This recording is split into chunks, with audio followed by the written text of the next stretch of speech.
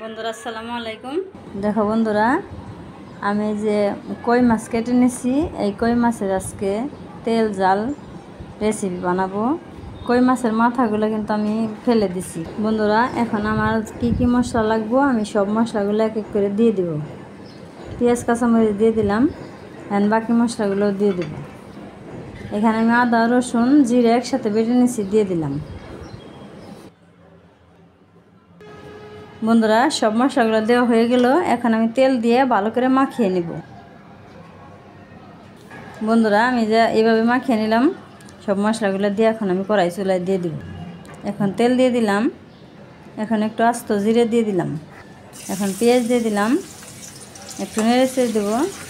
এখন আমি মাছগুলো দিয়ে দিব, মাছ দিয়ে দিলাম। এখন আমি ভালো করে কষিয়ে নিব। এই যেভাবে আমি কষিয়ে নিলাম সুন্দর করে, এখন আমি পানি দিয়ে দেব।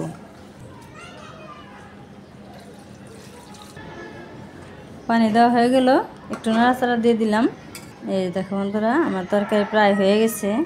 এই যে বন্ধুরা, আমার কই মাছের তেল জাল তরকারি হয়ে গেল।